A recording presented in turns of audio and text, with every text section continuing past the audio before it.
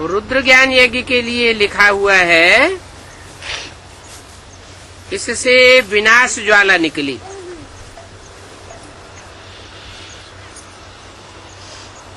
रुद्र ज्ञान यज्ञ से विनाश ज्वाला कैसे निकलेगी? ज्ञान से तो सुख शांति होनी चाहिए, विनाश क्यों होना चाहिए? ज्ञान माना क्या? कई चीज की जानकारी है, सच्चाई की जानकारी। और जब सच्चाई निकलती है तो गॉड फादर ट्रुथ कहा जाता है, वो कब प्रत्यक्ष होता है?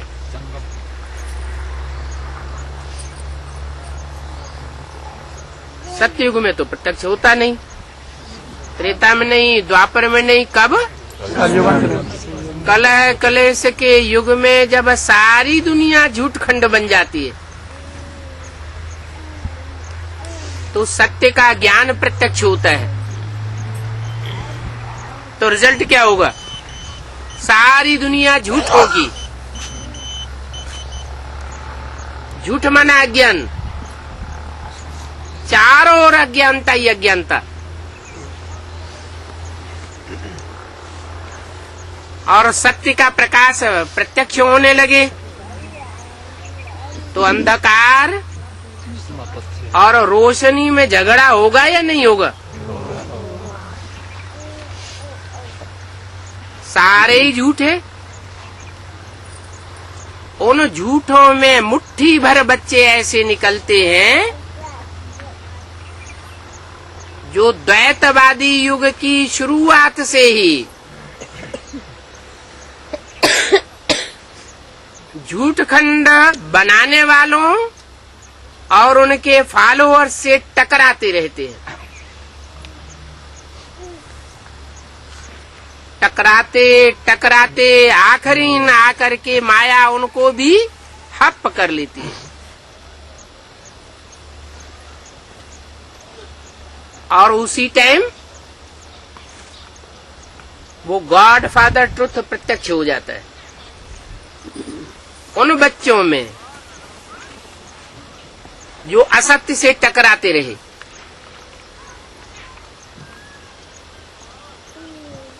द्वैतवादी युग द्वापर युग से कौन कौन आए झूठ फैलाने वाले, जिन्होंने द्वैत फैला दिया। सत्य होता है एक और झूठ होता है अनेक। सत्य एक बाप है और झूठ है अनेक धर्म पिताएं। तो धर्म पिताओं ने आकर के, मनुष्य गुरुओं ने आकर के जो अनेक प्रकार का झूठ फैलाया, उस झूठ के सामने जो आदि से अंत तक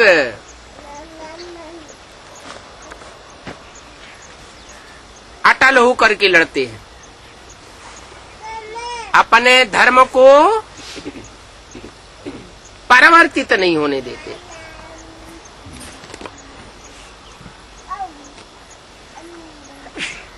नहीं तो हिंदू जो बने हैं, जो अपन को हिंदू कहते हैं, वो सब धर्मों में कन्वर्ट होते रहे। इब्राहिम आए, इस्लाम धर्म में कन्वर्ट हो गए। क्राइस्ट आए, क्रिश्चियन धर्म में कन्वर्ट हो गए। तो जो कन्वर्ट होने वाले हैं उनको सत्य कहें या झूठ कहें?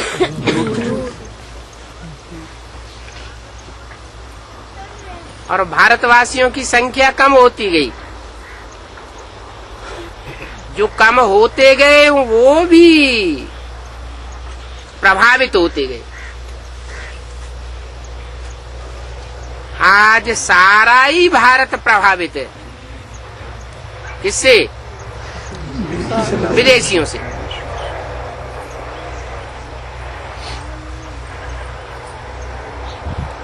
तो झूठ खंड फैलाने वालों ने झूठ खंड बनाया अंत में आकर के सारी दुनिया झूठी बन जाती है।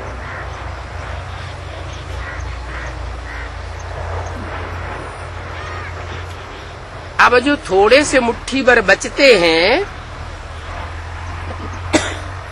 उनसे तो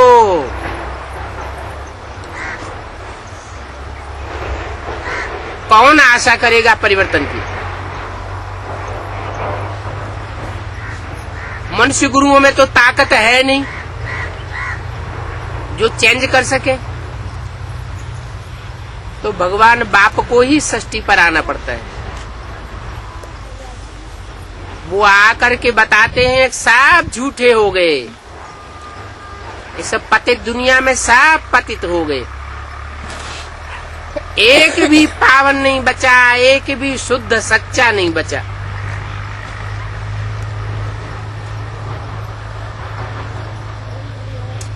आज से 70 साल पहले सिंध हैदराबाद में स्थापना हुई थी और उस स्थापना में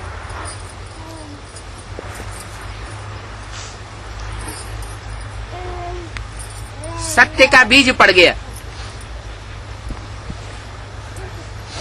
सत्य का बीज पड़ा भी किन में?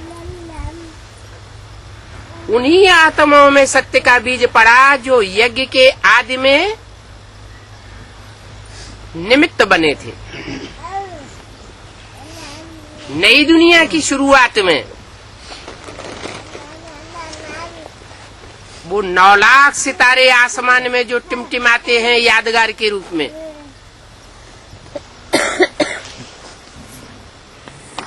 वो यादगार बनाने वाले धरती के चैतन्य सितारे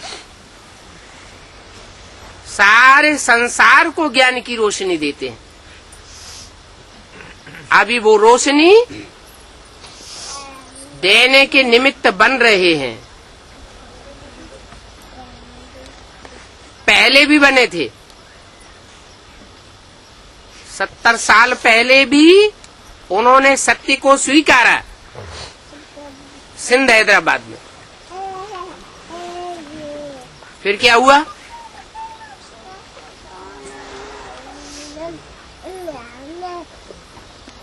सत्य प्रत्यक्ष क्यों नहीं हुआ?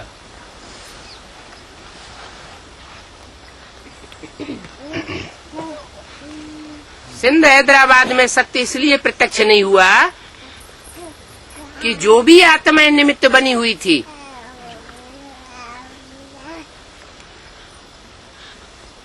उनमें से ज्यादा परसेंटेज की आत्माएं दूसरे धर्मों में कन्वर्ट होकर के आई हुई थी। कन्वर्ट हुए बच्चों को ही परमात्मा बाप ने इकट्ठा किया साक्षात्कार के आधार पर, क्योंकि शुरुआत में ज्ञान तो नहीं दिया जा सकता। साक्षात्कार के आधार पर आत्माएं खिंची,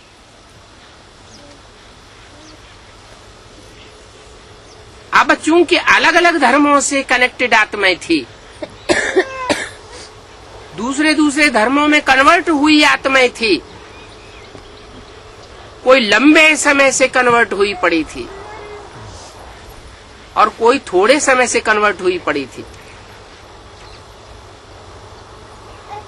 जो लंबे समय से कन्वर्ट हुई पड़ी थी उन्होंने विष का बीजारोपण करना शुरू कर दिया।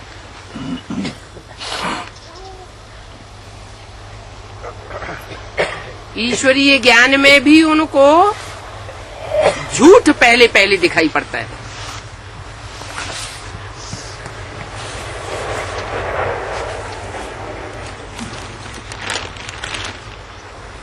ये ईश्वरीय ज्ञान उन आत्माओं की बुद्धि में ज्यादा जल्दी बैठता है और लंबे समय तक बैठता है, जो कभी कन्वर्ट नहीं होती।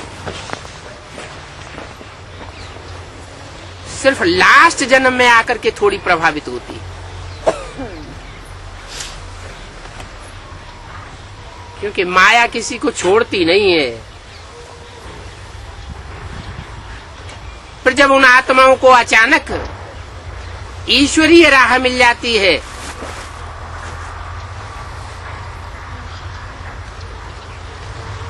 तो झगड़ा होना स्वाभाविक है। यज्ञ के आदि में भी झगड़ा हुआ था। स्थापना के साथ साथ यज्ञ कुंड से विनाश ज्वाला प्रज्वलित हुई और उनमें जो 10-5% सच्चे थे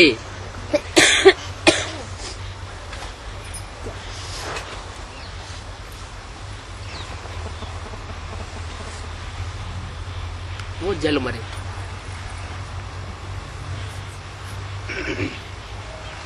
लोप हो गए। हुजूम ने उनका मुकाबला किया। जब उनमें सच्चाई थी और उनको सच्चाई मिल गई, सत्य बाप मिल गया, तो उनको गायब होने की क्या दरकार? क्यों हिल गए? क्यों बोला राम फेल हो गया? राम अकेला फेल हो गया या उसके पीछे पीछे और भी थे राम संप्रदाय जो यज्ञ छोड़ करके चले गए? क्यों चले गए? क्योंकि झूठों की संख्या ज्यादा थी।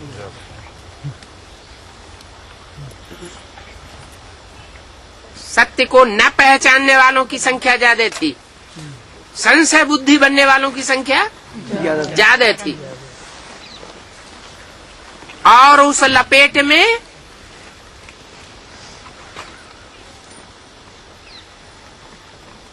चंद्रवंशियों को भी ले लिया।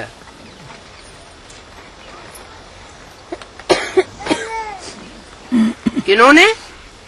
जो इस्लामी, बौद्धी, क्रिश्चियन आदि धर्मों में कन्वर्ट हुए थे।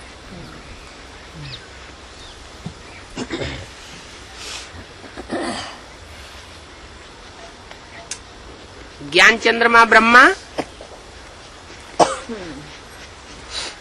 माँ का पार्ट बजाने वाली आत्मा, उसके शीतल ज्ञान प्रकाश में कीड़े मकोड़े जैसी आत्माएं भी यज्ञ में पलती रही। जो भी इस्लामी, बौद्धी, क्रिश्चियन आदि धर्मों में कन्वर्ट हुए थे 63 जन्मों में, वो सब ब्रह्मा की गोद में पालना लेते रहे और ब्रह्मा जैसी आत्माएं सहन करती रही।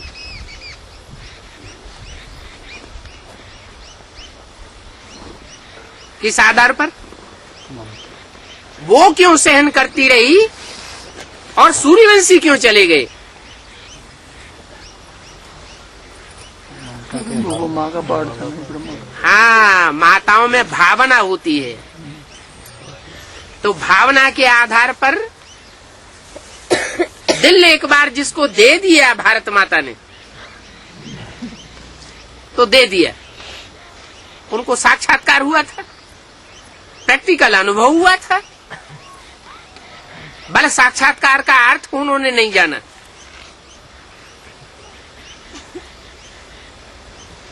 उसके लिए निमित्त राम वाली आत्मा बनी, लेकिन राम वाली आत्मा को तो साक्षात्कार नहीं हुए थे।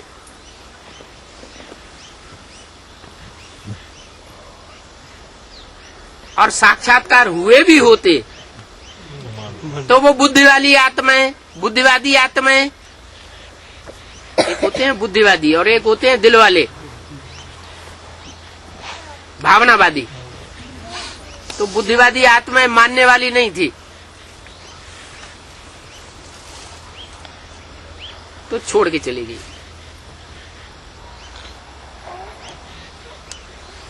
ज्ञान चंद्रमा ब्रह्मा और ब्रह्मा जैसी आत्माएं, जो भी चंद्रवंशी आत्माएं थी, वो टिकी रही।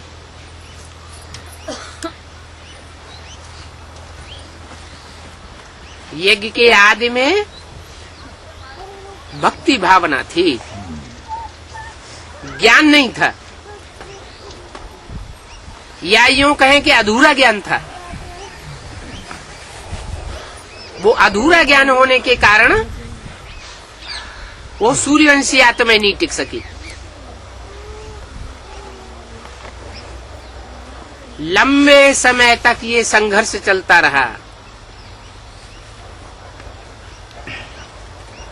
ब्रह्मा जैसी आत्माएं सहन करती रही और सहन करते करते आखिरीन उन आतताई कन्वर्ट होने वाले बच्चों ने मां की जान ही ले ली। ब्रह्मा सरस्वती जैसी आत्माओं के जाने के बाद उनके जो भी असली फॉलोअर्स थे वो भी चले गए।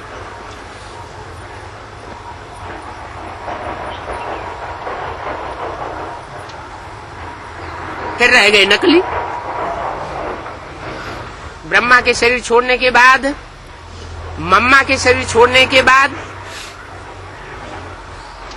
उन नकली के हाथ में सत्ता आ गई यज्ञ की।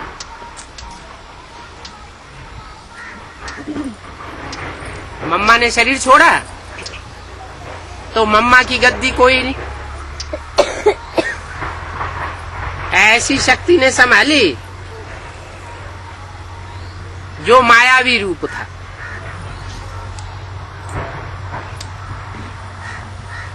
और ब्रह्मा बाबा की शरीर छोड़ने के बाद यज्ञ की शक्ति, सारी सत्ता ऐसे भाइयों के हाथ में आ गई जो दूसरे दूसरे धर्मों के नारायण बनने वाले।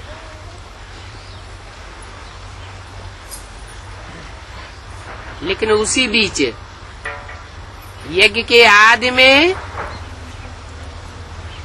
शरीर छोड़ने वाले वो सूर्यवंशी, जिन्हें हीरों की क्षमा कहा गया। 9 तरह के रत्न होते हैं, उन 9 प्रकार के रत्नों को 9 धर्मों से टैली किया जा सकता है। वो आदि वाले सूर्यवंशी ब्रह्मा के शरीर छोड़ने के बाद ही यज्ञ में आ जाते हैं।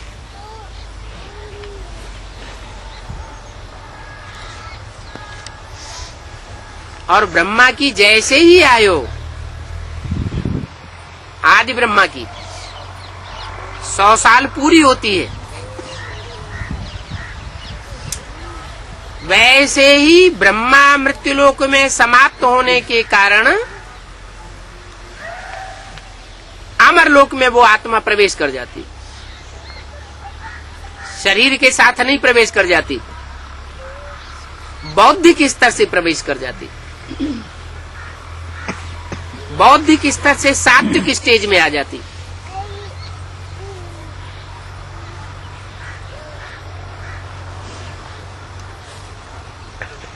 क्लैरिफिकेशन मिल जाता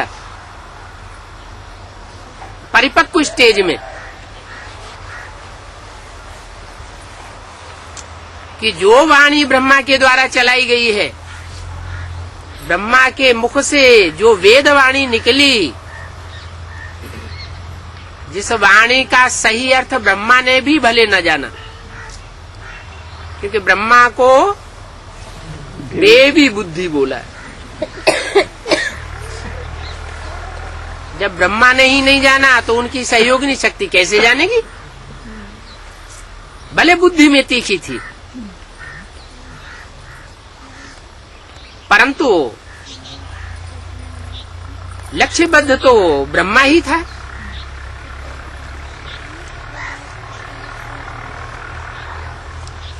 तो यज्ञ के वो आदि वाली आत्मा जो बौद्धिक थी, बुद्धिवादी थी, उसको बुद्धि का भोजन मिल जाता है। सुप्रीम सोल जिसने ब्रह्म के द्वारा वेद वाणी निकाली, वही सुप्रीम सोल उस वेद वाणी के अर्थ भी करता है दूसरी मूर्ति के द्वारा। अर्थ क्लियर होते हैं, लेकिन समझ में किसको आते हैं? पहले कौन समझेंगे? सूर्यवंशी। वही सूर्यवंशी बच्चे जो यज्ञ के आदि में बिछुड़ गए थे,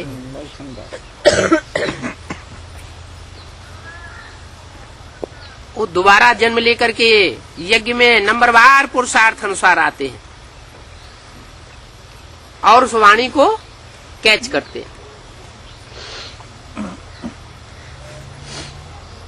जिसे बाद में कहा जाता है एडवांस पार्टी।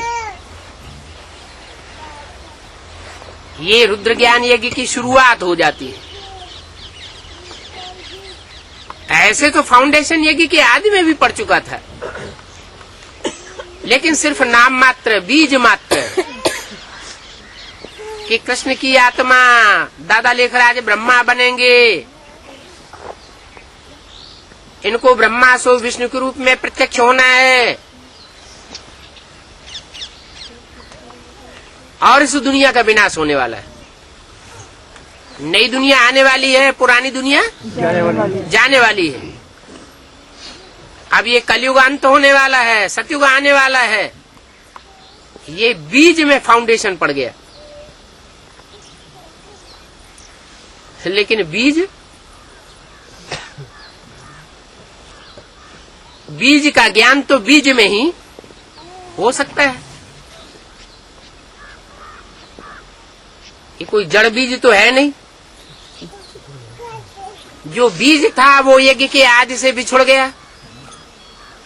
वही बीज जब दोबारा यज्ञ में आता है तो सबसे पहले जो ब्रह्मा के मुख से वाणी निकली, उस बीज का विस्तार उस बुद्धि में होता है। इसलिए बोला सत्य एक होता है। गॉड इज वन, तो गॉड का बच्चा भी वन कहा जाता है। वो सुप्रीम सोल बाप राम वाली आत्मा के द्वारा उन मुरलियों का सारा क्लैरिफिकेशन सामने प्रत्यक्ष कर देता है। किनके सामने? उन बच्चों के सामने जो यज्ञ के आदि में भी थे या आदि में भी संघर्ष करके चले गए थे। हुजूम ज्यादा था, झूठों का मुकाबला नहीं कर सके। क्यों नहीं कर सके? क्योंकि यज्ञ के आदि में इतना ज्ञान नहीं था। और अब अभी तो ज्ञान का विस्तार इतना हो चुका है कि दुनिया की सारे जंगल की कलमें बनाओ और सारे सागर की स्याही बनाओ तो भी ये ज्ञान खूटने वाला नहीं है।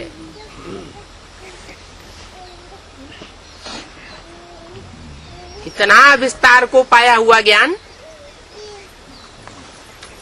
अब मनुष्यों की लिखी हुई किताबों के सीमित ज्ञान और ईश्वरीय ज्ञान, इसमें रात दिन का फर्क है, जमीन आसमान का फर्क है। वो विद्वान आचार्य तो पुस्तकें कंसल्ट करके तब कोई बात का जवाब देंगे, और ईश्वर के बच्चे जिनकी बुद्धि में ये ईश्वरीय ज्ञान बैठा हुआ है, उन्हें कोई पुस्तक कंसल्ट करने की दरकार नहीं है। हर बात का जवाब तुरंत मौजूद हो जाता है।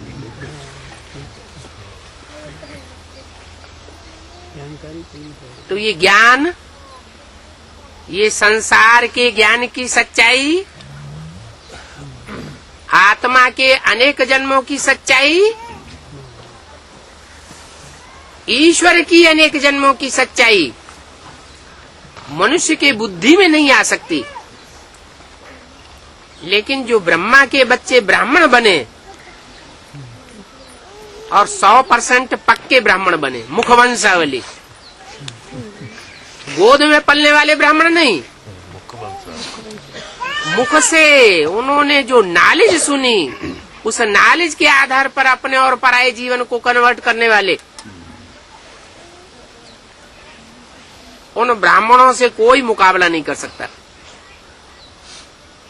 लेकिन होता क्या है,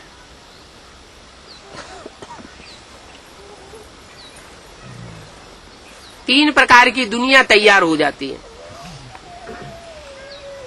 एक तो 500-700 करोड़ की जो दुनिया है, और उस दुनिया के जो धर्म गुरु और राजनेताएं हैं, वो तो सारी दुनिया की नजरों में है ही। लेकिन दादा लेखराज ब्रह्मा के द्वारा जो दुनिया तैयार की गई 33 वर्षों में, वो आधारमूर्त दुनिया भी कोई कम नहीं है। वो भी फाउंडेशन बड़ा तगड़ा है। लेकिन क्योंकि वो विधर्मियों के प्रभाव में आ गए,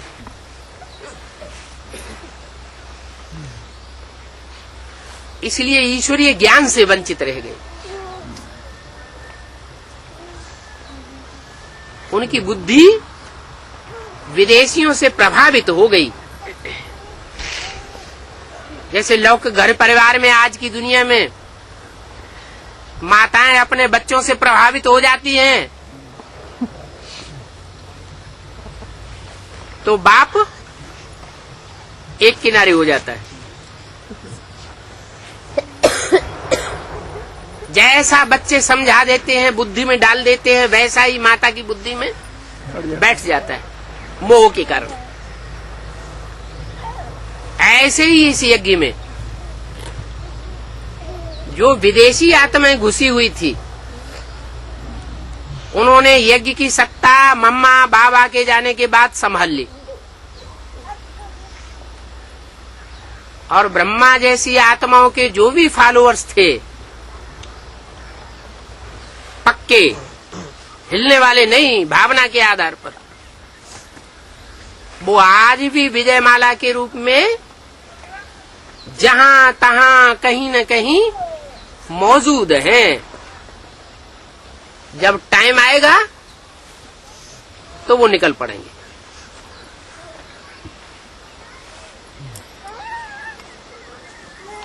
उनमें पवित्रता की पावर है। जैसे ब्रह्मा सरस्वती में पवित्रता की पावर थी, ऐसे ही वो पक्के ब्रह्मचारी हैं, लेकिन ज्ञान बुद्धि में नहीं है। एक हिसाब से जैसे परिवार में कन्याएं होती हैं माता को फॉलो करने वाली, और कुमार होते हैं बाप को फॉलो करने वाले। ऐसे ही सब ब्राह्मणों की दुनिया में भी हुआ। जो कन्या के स्वभाव संस्कार वाली आत्माएं हैं और पक्की सच्ची भावनावादी आत्माएं हैं, पक्का ब्रह्मा को फॉलो करने वाले ब्रह्मचारी हैं, ब्राह्मण हैं, पवित्रता को आचरण करने वाले हैं, चाहे वो पुरुष चोले में है चाहे स्त्री चोले में है, लेकिन यज्ञ में अभी भी सहन कर रहे हैं।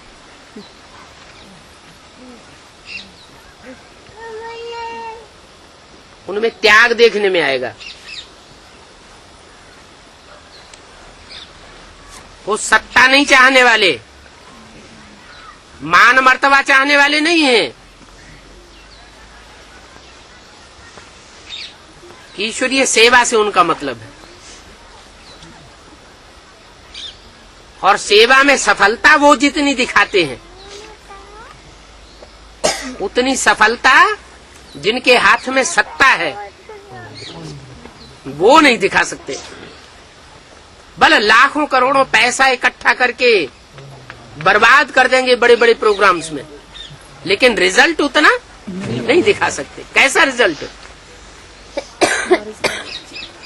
वारिसदार निकालने का। वारिसदार क्वालिटी की जो आत्माएं असल ब्रह्मचारी बच्चे हैं यज्ञ के अंदर, वो शुरुआत से निकालते चले आ रहे हैं।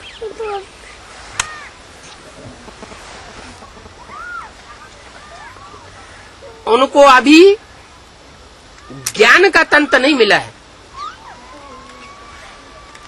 और मिला भी है तो वो अपने परंपरा के बंधन में बंधे हुए हैं। क्या हमारा जो ब्राह्मण परिवार है उसकी बदनामी न हो जाए। हम अपने परिवार की, हम अपने चंद्रवंश की बदनामी नहीं होने देंगे। लेकिन उनकी बुद्धि में ये नहीं आता है कि जो ब्रह्मा सरस्वती जैसी आत्माओं को हड़प कर जाएं, उनको भी नहीं छोड़ेंगे तो इनको छोड़ेंगे क्या। इसलिए मुरली में बोला है,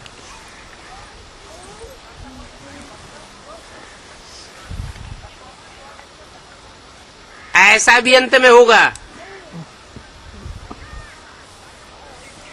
कि जब क्रोध में आवेंगे तो सारे कपड़े उतार करके नंगा करके बाहर निकाल देंगे।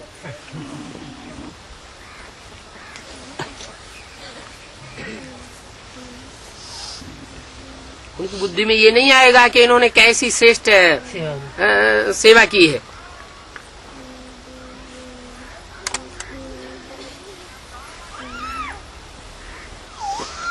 होना तो है। विनाश ज्वाला रुद्र याज्ञ कुंड से प्रकट हुई। वो कब प्रकट हुई? तब प्रकट होती है कि जो असली ब्रह्मचारी हैं उनका जब अपमान होता है,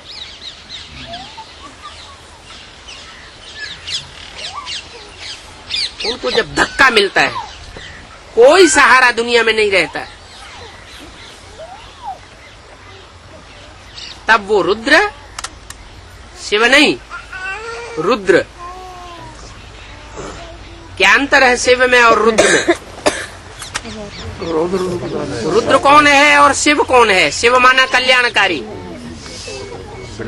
रुद्र माना रौद्र रूप धारण करने वाला। सच्चाई के लिए सारी दुनिया का नरसंहार करना पड़े तो भी रुकने वाला नहीं है।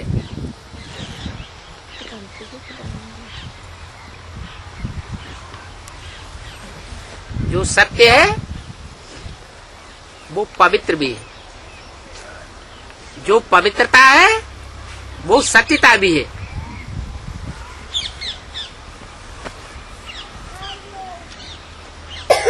नई दुनिया के फाउंडेशन डालने वाले दो वंश हैं, सूर्यवंश और चंद्रवंश। सूर्य सामना करता है और चंद्रमा सहन करता है, क्योंकि चंद्रमा भी पृथ्वी का हिस्सा है, उपग्रह है। किसका? पृथ्वी का उपग्रह है। जैसे धरणी माता सहनशील होती है, ऐसे ही वो धरणी माता का टुकड़ा जिगर का वो भी अति का सहनशील है।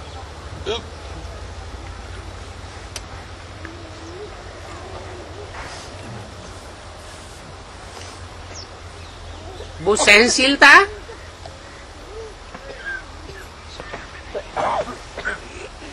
भारत माता को रिप्रेजेंट करती है। जो बोला है भारत माता शिव शक्ति अवतार अंत का, यही नारा है। दूसरे देश और दूसरे देशों के वासी या धर्म संप्रदाय वाले इतना सहन कर ही नहीं सकते जितना भारत देश सहन करता है। भारत देश के लोग सहन करते हैं। वहीं पाकिस्तान है बाजू में और वहीं हिंदुस्तान है। मिलिट्री शासन कहाँ चलता है? और इतना सहन करने के बावजूद भी यहाँ कितनी भाषाएं हैं, भाषाओं के आधार पर यहाँ कितना झगड़ा है, कितने स्टेट्स हैं, राज्यवाद के आधार पर कितना झगड़ा है, कितनी जातियां हैं। मुसलमानों में तो सिर्फ एक ही मुसलमान। कौन से धर्म के हो? मुसलमान। हिंदुओं में अनेक जातियां, और या जातिवाद के आधार पर कितनी पार्टियां बनी हुई है।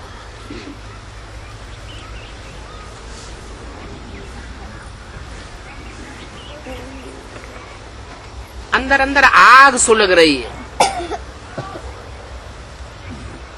उसके बावजूद भी यहाँ इतने लंबे समय से प्रजातंत्र शासन चल रहा है। मिलिट्री शासन नाम मात्र के लिए थोड़े समय के लिए हुआ इंदिरा गांधी के जमाने में, वो भी इमरजेंसी लगी, मार्शल लॉ नहीं हुआ। अभी भी सहन कर रहे हैं भारत के लोग।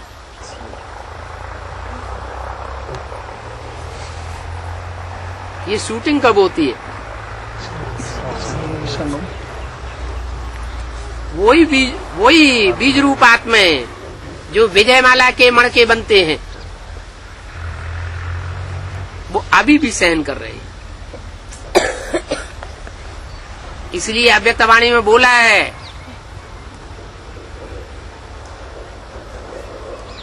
कि अभी कोई दूसरा रास्ता नहीं है, विजयमाला का आवाहन करो।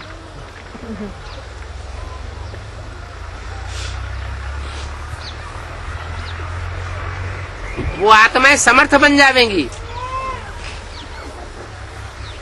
जो अभी असमर्थ होकर के रावण की जेल में पड़ी हुई है। उनमें पावर है, प्योरिटी की पावर है,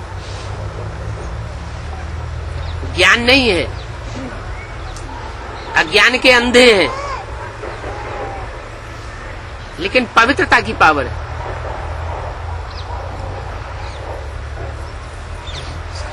जिनको ज्ञान मिला हुआ है वो इम्प्योरिटी के लंगड़े हैं, नंबरवार है।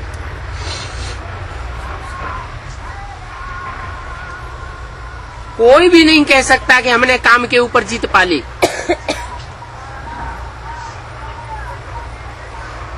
और वो विजयमाला की वो आत्माएं हैं जो जन्म जन्मांतर की पवित्रता को धारण करने वाली है।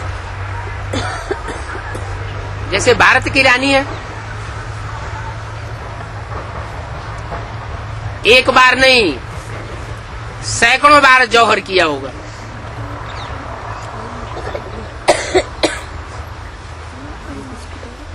इस बात की सुरक्षा के लिए, पवित्रता की सुरक्षा के लिए।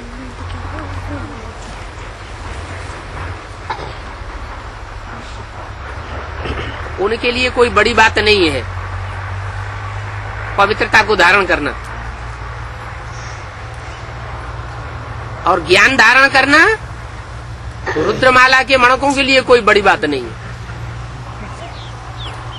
ईश्वरीय ज्ञान को ये सहज धारण कर लेते हैं, माने ग्रहण कर लेते हैं। धारण तो नहीं, धारण तो तब कहें जब पवित्रता की पावर आ जाए। ज्ञान आया और पवित्रता नंबरवार आई तो ज्ञान का फायदा नहीं।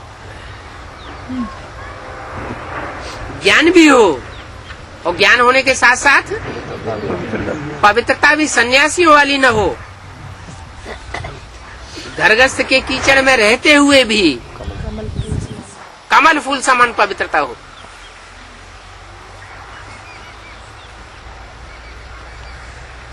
नंबरवार है, विजयमाला में भी नंबरवार है, रुद्रमाला में भी।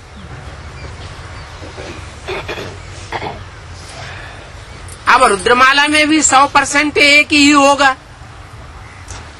और विजयमाला में भी 100% पवित्रता को धारण करने वाला एक ही होगा।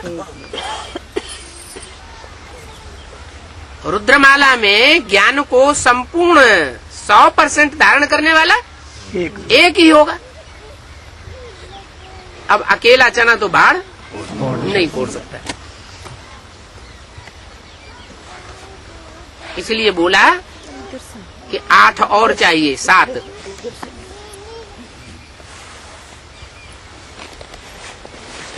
जो धर्मराज की सजाएं नहीं खाते।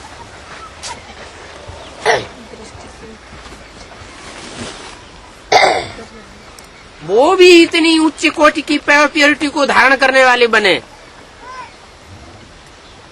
कि बाप समान स्टेज को पाले। तो उस प्योरिटी से जो यूनिटी बनेगी, उस यूनिटी से फाउंडेशन पक्का पड़ जाता है नई दुनिया के संगठन का। इसलिए बोला कि एक भी पावरफुल संगठन तैयार होने पर एक दूसरे संगठन को खींचते हुए अंत में 108 की माला का संगठन प्रत्यक्ष हो जाएगा। और जब ये माला रूपी संगठन प्रत्यक्ष हो जाएगा,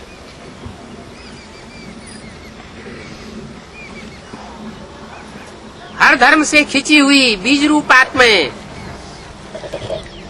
और हर धर्म से खिंची हुई विजय माला की विशेष आत्माएं, जब दोनों की युति मिल जाएगी, युगल मणके प्रत्यक्ष हो जाएंगे, तो उस प्योरिटी की यूनिटी का दुनिया के कोई भी धर्म वंश वाले धर्म सत्ताधीश या राज्य सत्ताधीश मुकाबला नहीं कर सकेगा।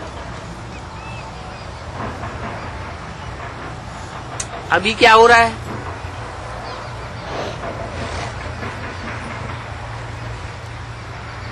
अभी जड़ों पर बैठे हुए जो आधार मूर्त हैं, दूसरे दूसरे धर्म वाले, वो दुनियावी लोगों से, दुनियावी धर्मगुरुओं से, दुनियावी सत्ताधीशों से मिक्स होकर के एक होते जा रहे हैं। क्या बीके में जो आधार मूर्त हैं दूसरे दूसरे धर्मों के,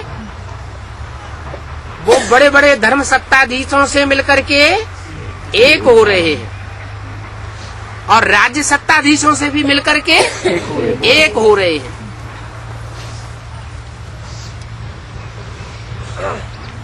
और जो बीज रूप आत्माओं का नया संगठन तैयार हो रहा है, उसमें भी जो दूसरे दूसरे धर्मों के छिलके वाली आत्माएं हैं, इम्प्योरिटी अपने अंदर होने के कारण आपस में मिलकर के एक नहीं हो सकती। कौन सी सेना है? बंदर सेना। बंदर सेना। एक तरह के बंदर नहीं होते हैं, भांति भांति के बंदर होते हैं।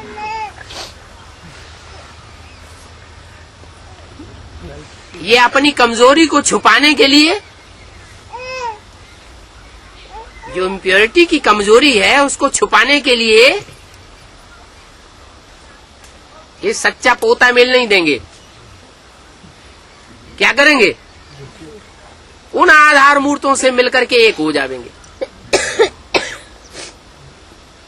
किन आधार मूर्तों से? जो दुनियावी धर्म गुरुओं से, धर्म सत्ताधीशों से और राज्य सत्ताधीशों से मिलकर के एक होते जा रहे हैं। सारी भक्ति मार्ग की परंपराएं अपनाते जा रहे हैं।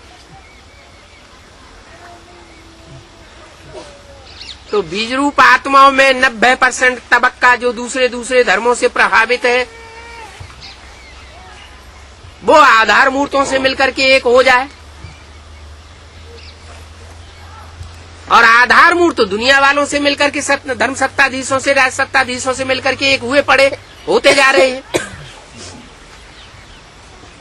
अब कितने % रह गए सच्चे? 10% सच्चे बचेंगे। वो जो 10% सच्चे बचेंगे,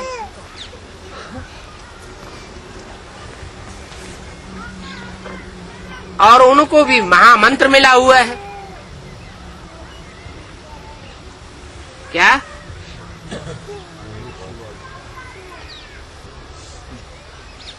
बाहुबल से विनाश होगा और योग बल से स्थापना होगी। योग बल कहो, प्रीति बल कहो, प्योरिटी का बल कहो,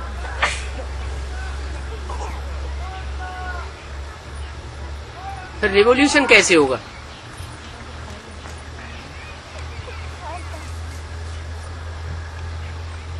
ये तो सच्चे पांडव हो गए, ये लड़ाई लड़ेंगे नहीं।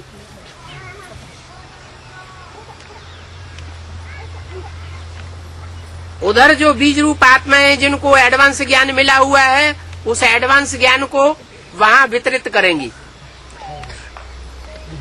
अपनी बुद्धि के आधार पर मिक्सचरिटी करके, अब कमजोरी को छुपाने के लिए।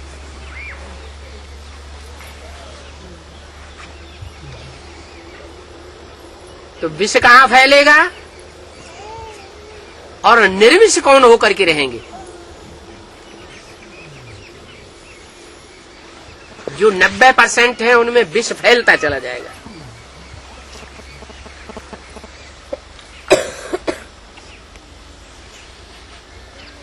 ज्ञान के रूप में अज्ञान की बाढ़ आ जाएगी।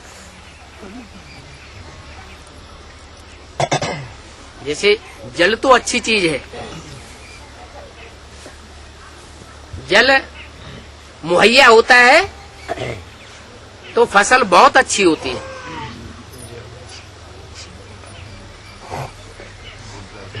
खेत बगीचे बाग सरसब्ज हो जाते हैं। अगर वही जल की अति हो जाए और उसमें देह अभिमान रूपी मिट्टी मिल जाए, जैसे बाढ़ आती है ना, तो पानी में क्या मिक्स हो जाता है? देह अभिमानी की मिट्टी मिक्स हो जाती है। तो 90% में वो बाढ़ आएगी। काहे की? देह अभिमान की मिट्टी मिली हुई अज्ञान की बाढ़ आ जाएगी। उस बाढ़ में वो 90% आपस में ही इम्प्योरिटी के आधार पर डूब मरेंगे। 10% बचेंगे। उनमें भी नंबरवार हैं, एक जैसे नहीं है। सब हीरे नहीं हैं। कोई माणिक हैं, कोई मोती हैं, कोई पन्ने हैं, कोई पुखराज हैं। तो टोटल जनसंख्या कितनी बचती है? 4.5 लाख।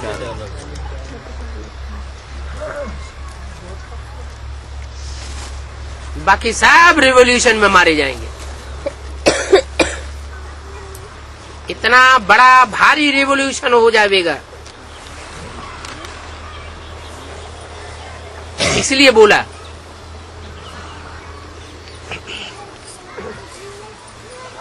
विनाश ज्वाला रुद्र ज्ञान यज्ञ कुंड से निकली और सारी दुनिया को चपेट में लेके बैठ गई।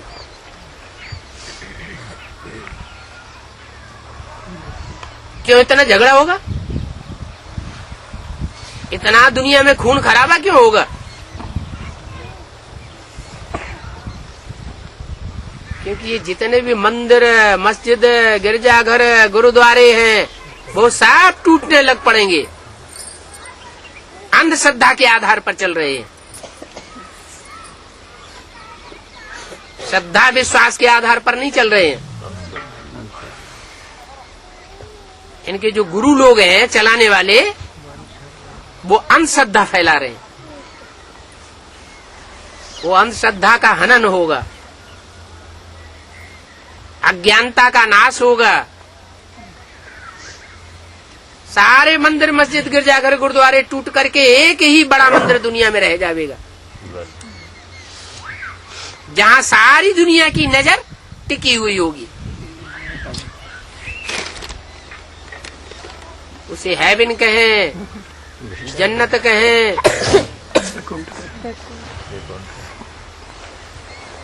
अलग अलग नाम दे दिए हैं अलग अलग धर्मों में। हिंदुओं में उसे बैकुंठ कहते हैं। उसके भी दो रूप हैं, एक शांति का पुंज और एक सुख का आगार। सुखधाम और शांति धाम। सुखधाम को मानने वाले बहुत थोड़े और शांति धाम को मानने वाले बहुत ज्यादा निकलेंगे। वो शांति ही चाहेंगे, वो सुख नहीं चाहेंगे। जैसे सन्यासी लोग क्या कहते हैं, सुख का विस्तार समान, स्वर्ग के सुख काग बिस्तर समान। उनकी बुद्धि में ही नहीं बैठता क्या, कि स्वर्ग का सुख नहीं, कि देवी देवताएं इकट्ठे रह कर के सुख भोगते हैं। वो इस बात को मान नहीं सकते। अगर मानते तो घर बार में रहते ही सुख भोग लेते।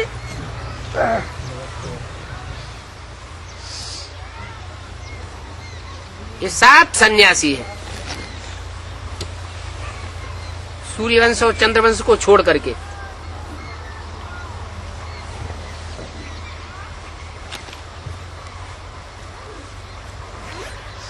इस्लामी, बौद्धी, क्रिश्चियन सब सन्यासी हैं। सिख धर्म में भी सन्यास फैला।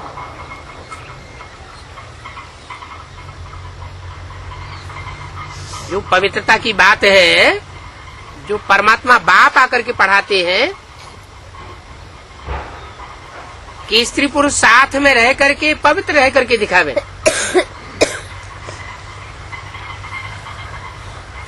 सिखों में सिर्फ इतनी बात पालन की है कि एक नारी सदा ब्रह्मचारी। बाकी नारी का भी भ्रष्ट इंद्रियों के आधार पर त्याग करना, ये बात उनकी बुद्धि में बैठती नहीं है जल्दी। लास्ट में उनकी बुद्धि में भी बैठेगी, क्योंकि फिर भी प्रवृत्ति मार्ग का धर्म है।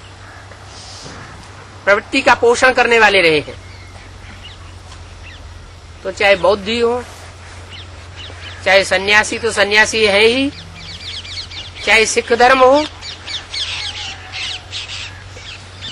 सब सन्यासी है। हद के सन्यासी। बाप आकर के हमको ऐसा बेहद का सन्यास सिखाते हैं कि सारी दुनिया में आग लगेगी, विस्फोट होगा, लेकिन हमारे ऊपर कोई असर पड़ने वाला नहीं है। इसलिए बोला कि रुद्र ज्ञान यज्ञ के लिए लिखा हुआ है कि इससे विनाश ज्वाला निकली।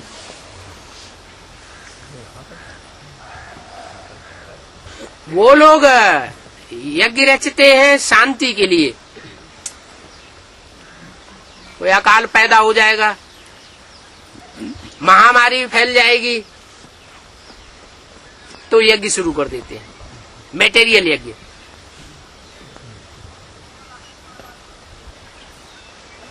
इसकी शूटिंग कहाँ होती है?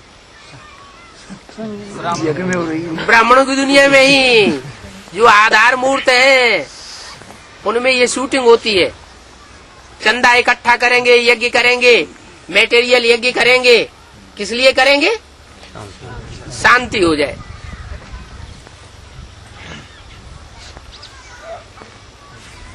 तो वह यज्ञ करते हैं शांति के लिए। और ये तुम्हारा यज्ञ है सच्चा सच्चा यज्ञ। उन ब्राह्मणों के तो अनेक सेठ होते हैं। क्या कलकत्ते में मेगा प्रोग्राम करेंगे, सेठ अलग होगा। दिल्ली में मेगा प्रोग्राम करेंगे, सेठ अलग होगा। बंगलौर में मेगा प्रोग्राम करेंगे, सेठ अलग होगा। और तुम्हारा एक ही सेठ। तुम्हारा तो एक ही सेठ है।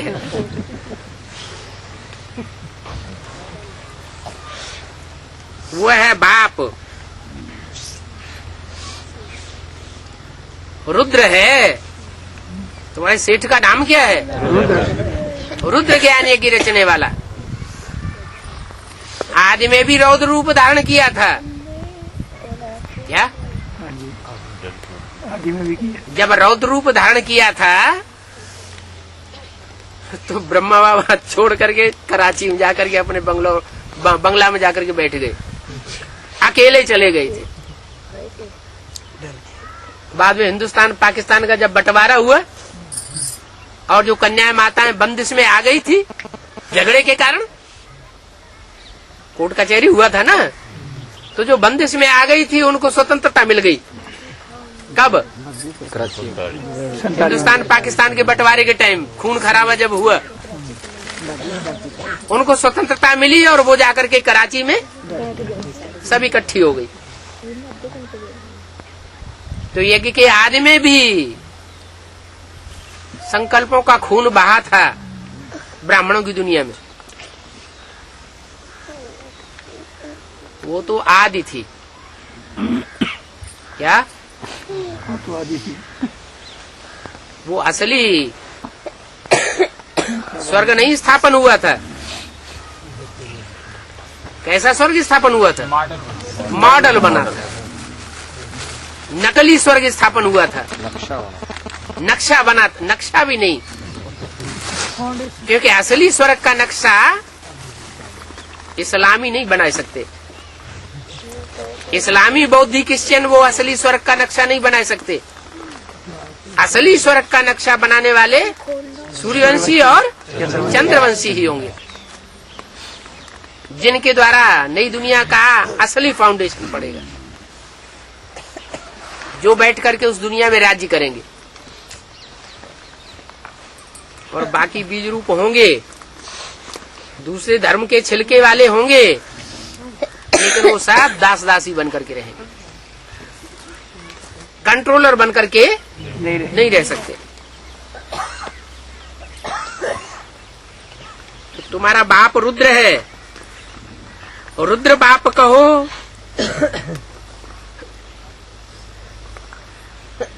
शिव कहो, सोमनाथ कहो, क्या? सोम किसे कहते हैं? सोम माना चंद्रमा, नाथ माना चंद्रमा का भी स्वामी। तो ये रुद्र ज्ञान यज्ञ है,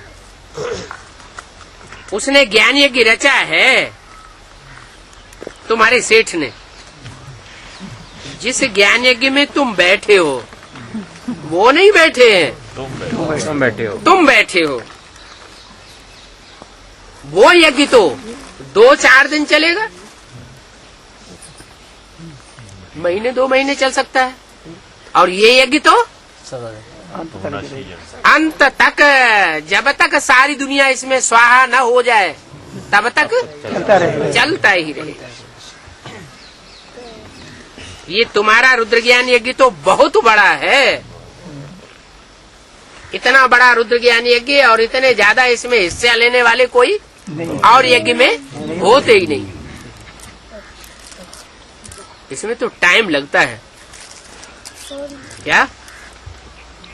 वो यज्ञ रचते हैं, कोई प्रदर्शनी लगाएंगे, कॉन्फ्रेंस करेंगे, बड़ा मेला करेंगे, मेगा प्रोग्राम करेंगे, ज्यादा से ज्यादा महीने 2 महीने।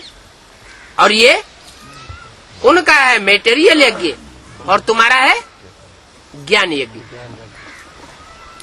वो भीख मांग मांग करके चंदा इकट्ठा करके करते हैं, और तुम अपने ही तन मन धन से ये रुद्र ज्ञान यज्ञ रचते हो। किसी से कोई चंदा लेने की दरकार, भीख मांगने की दरकार नहीं। ओम शांति।